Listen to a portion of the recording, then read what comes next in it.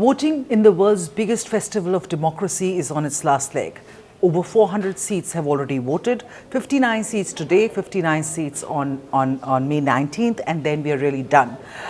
The important part in today's phase is, of course, Delhi, which is going to polls today and which is voting today. People are coming out. 25% voting has already been recorded till 12 p.m. today, 12 in the afternoon, 12 noon.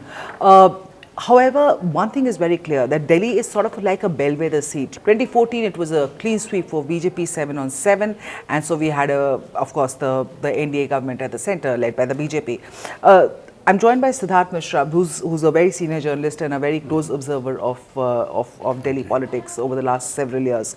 Which way do you think the BJP can repeat its 7/7 fate? You see, this is being, arithmetically speaking, people are seeing a chance for BJP again of repeating the performance. But you see, what is to be seen about Delhi is that BJP has never really increased its vote share in the city over the past so many years. If you see its performance in the, and you know, as Delhi votes differently for assembly and votes and for the Lok Sabha and for the municipal elections. So if there is a constant of 32 to 36% votes for BJP in the what you call Vidhan Sabha, with the you know at the national level, with the getting that national factor inside into the polling and all, it goes up to 42-44% seats, which it had last time also.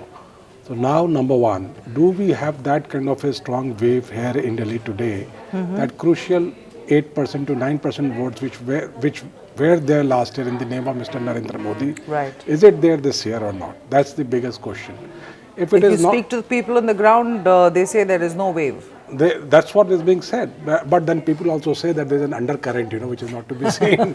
So what I'm trying to tell you is that the wave BJP, has become important. BJP at its best doesn't cross 36% in Vidhan Sabha polls, but last time it went on to score about 44% in the Lok Sabha polls because of that Modi wave last time. Right. If there is no Modi wave this time, its vote share would come down. Then it will make it into, and then again, last time the Congress was about 15% seat, its vote share came down to 9% in the Vidhan Sabha elections. But after that, it has been catching, in the municipal elections, its vote share went up to 21%. Exactly. So it has been catching up. So that makes it a real triangular contest in city. If there is no wave for the BJP, it makes it into a real triangular contest, wherein it's anybody's game.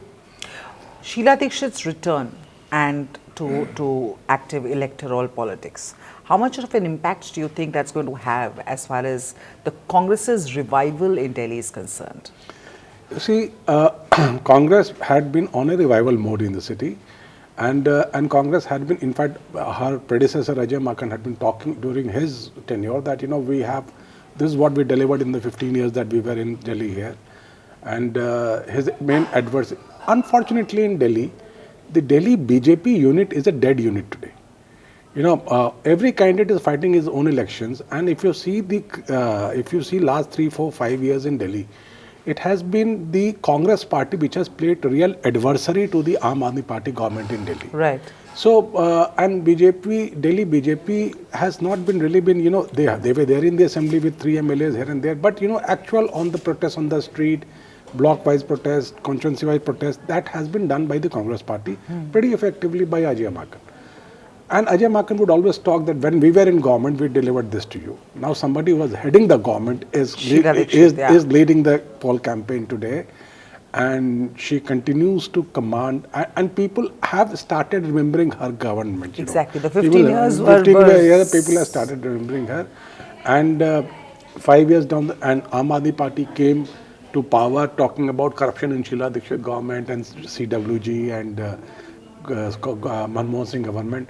But last 5 years, on the corruption quotient, you have not been able to prove anything against Congress or Sheila Dikshit. Your water cannon, this thing. On the other hand, on the corruption angle, you have been falling day after day. You have weeded out everybody who was an anti-corruption crusader in your party. And plus there have been corruption charges against your minister. Your ministers have been to jail. You have dropped your ministers. So that way, so that corruption quotient is gone. I just want to bring in the fact about the AAP and the Congress tie-up, which really didn't materialize. How much of a vote cutter do you think it's going to, in the 2014 elections, BJP got about 46% votes, Congress got 15%, and the AAP actually got 33%. So in that sense, the BJP, the Congress really turned out to be a vote cutter for AAP. The alliance not coming through this time, do you think, Kumar, that this is going to again benefit the BJP? Is that what the party is thinking at this point? Yes, certainly the party feels an alliance between the Aam Aadmi Party and Congress in Delhi would have been able to put up some challenge to the BJP in certain constituencies, particularly where the minority votes and the Purvanchali votes are in large numbers.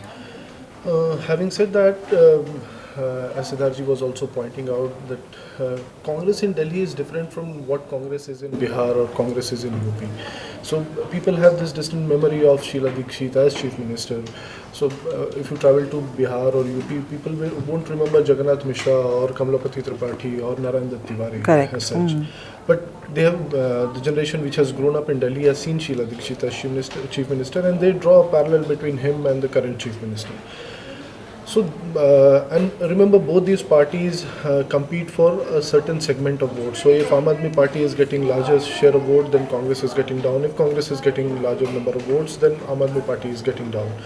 So, a combination of these two votes would have certainly spelled some trouble for BJP. Now that they are contesting separately, BJP is hopeful that they will be able to retain some sort of a similar performance like 2014, and the BJP feels there is a undercurrent, as you said, or a wave that is blowing in the rest of the country, and there is no reason that Delhi could be isolated or insulated from such a wave when it is there in rest of the country. Right.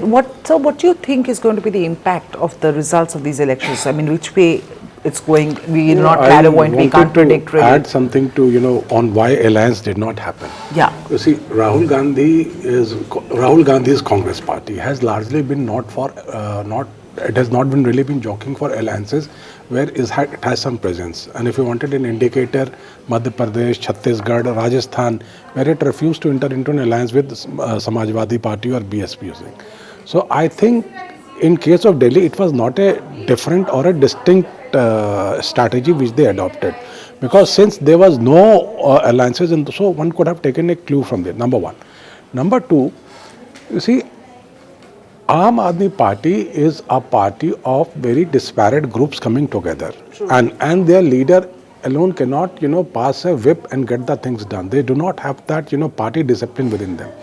So, in the absence of Mr. Arvind Kejriwal on the floor of the House, the Aam Aadmi Party, when the MLAs know very well that party is entering into a negotiation with the Congress for an alliance, you pass a resolution against Rajiv Gandhi's role in 1984 riots.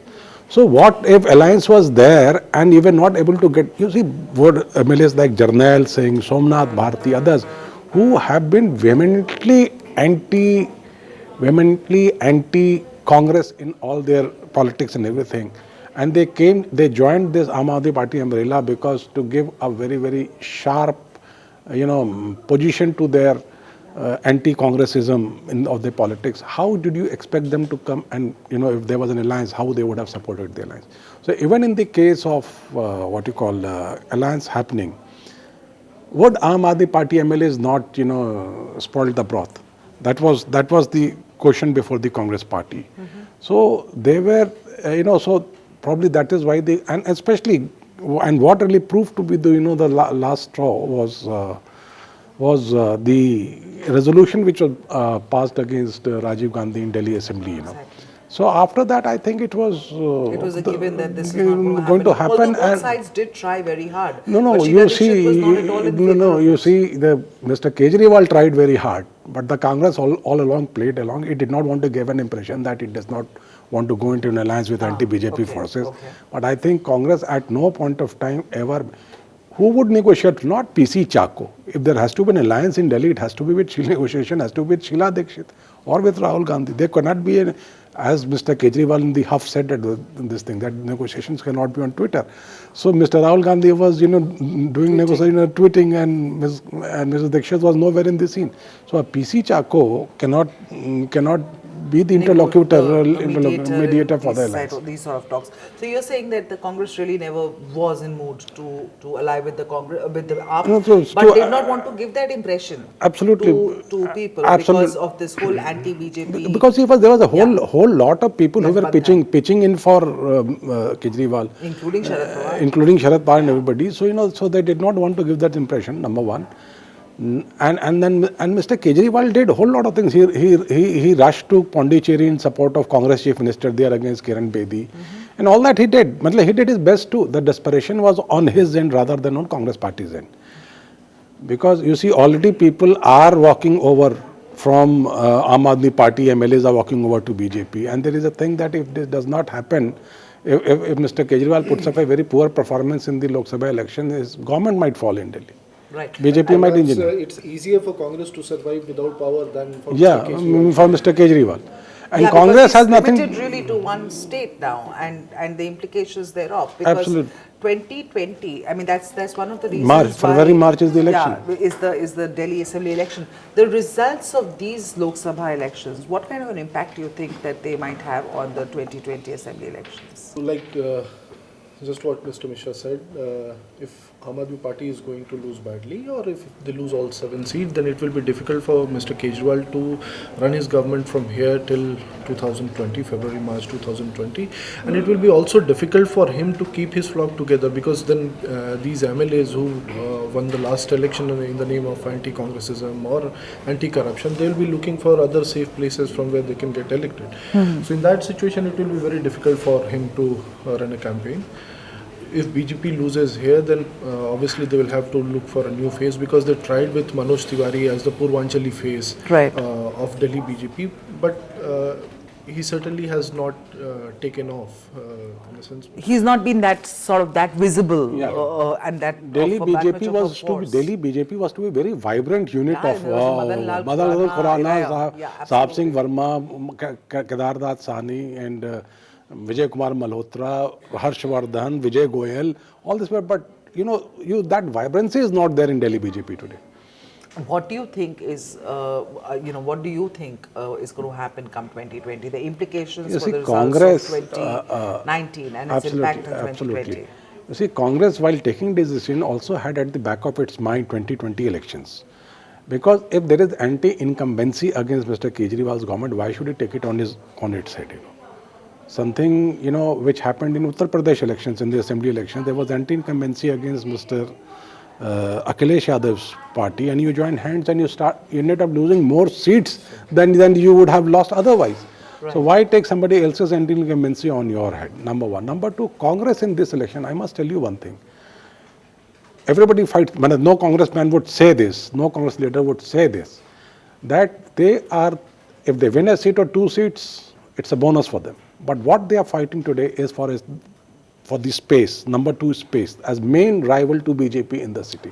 That is what their contest is actually angled. And if they are able to achieve that, I think 2020 elections is a very, very open battle. Very open battle. What about number 3? Let's end this discussion on who do you think is going to settle at that number 3 position for Delhi? We'll start with you. Very difficult question. And it's a tough competition between Aam Aadmi Party and Congress. It's Aam Aadmi Party and Congress. Difficult. So you're assuming at number 1 is going to be BJP? Status quo is... Number 1 is going to be BJP for 2 reasons. Because in the opposition vote, there is a split between the Congress and the... Having said that, it all depends in certain constituencies. So if you go to, say, Northeast Delhi, then Sheila Dikshit is giving a tough competition to Manoj. But that's going to be a big loss of face if Sheila Dikshit wins from there, because it's the Delhi BJP chief who's going to be. In fact, Aam Aadmi Party's chief is also contesting. Dilip Pandey. So it's the clash of the 3 chiefs in Northeast Delhi. So that's going to be. Would you agree with his assessment for Delhi numbers? Number 2 and number 3. You see, Delhi, I just wanted to, not really disagreeing with him or agreeing with him. Delhi, you have to realize that 27 assembly segments in Delhi, which is dominated by minority and Muslim, minority and Dalit votes. Dalit and Muslim are the votes for which the Congress and the Aam Aadmi Party is vying for. And these people vote en bloc. If they decide to vote, whichever party they vote en bloc for, that party comes second, and the other party naturally comes third. So you are also And giving... the party, if they are voting for some party en bloc in certain constituencies, they might even win that seat, So let's wait for May 23rd to see which of your predictions is going to come true. We'll keep bringing you more And we are updates. predicting almost the same, Yeah, actually same. But both of you are saying BJP is going to come out tops and is going to the majority of the definitely 7 has the advantage. in Delhi. It has the advantage in Delhi because also it's the incumbent in all the 7. Arithmetic is that they have an advantage. Yeah. So let's leave that for May 23rd. We'll keep bringing you more updates. Keep watching HindustanTimes.com.